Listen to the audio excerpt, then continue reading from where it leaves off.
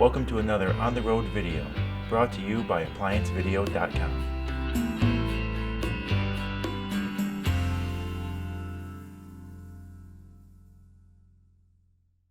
Stop! Before beginning any repair, always be sure to disconnect the power to the appliance. It is also recommended to test the outlet for the proper voltage. Remember to also turn off the water. Today we have a Frigidaire dishwasher under the counter. The customer's complaint is that it's leaking.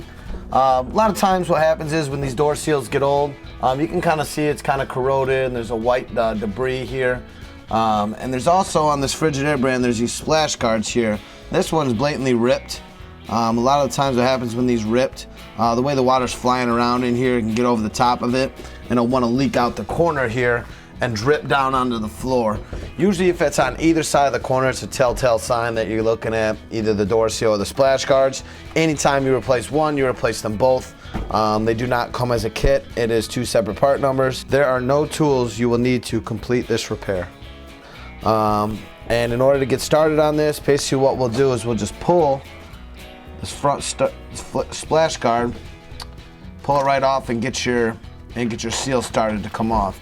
It pulls right off. There's no glue or adhesive or anything like that. The only thing I recommend is when you put this new door seal in is pay attention to the way the grooves on the new door seal go in. You can compare them to the old door seal. And what you want is there's two little grooves that go down the side.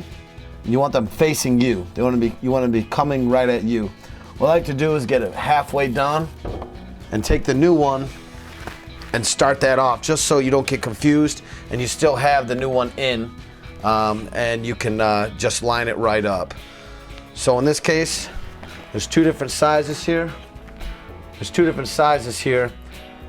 You want the big end, the big side towards you, closest to you. So it's gonna go in like that.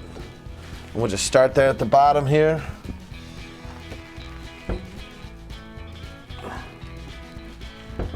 So what we'll do is we'll get this lined up going up all the way to the top.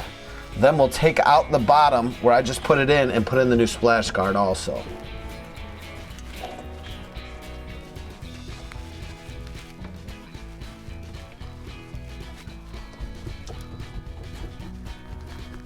All right, now that we got that in, what we'll do is we'll just pull this off a little bit here.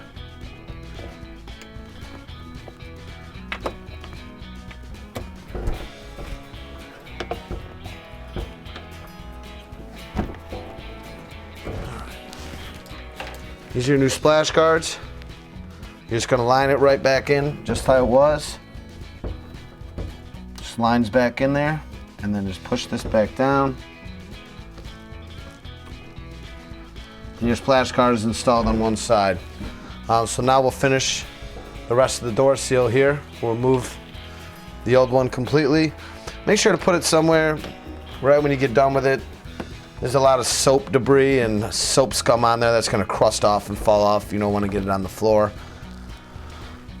We'll just finish pushing this in.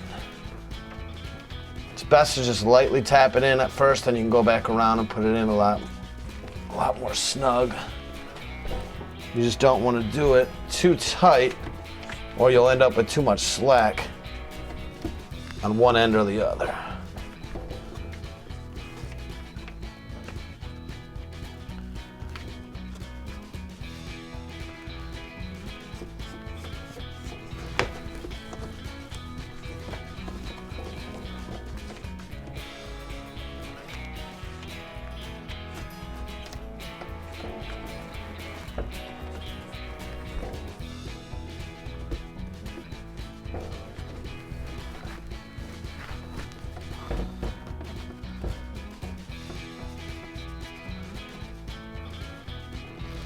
All right, now after installing it in, just pull out the bottom again, grab your new splash guard.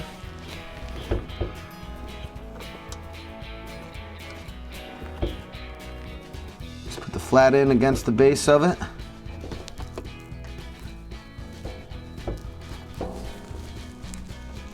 And after installing both splash guards and door seal, your repair will be complete.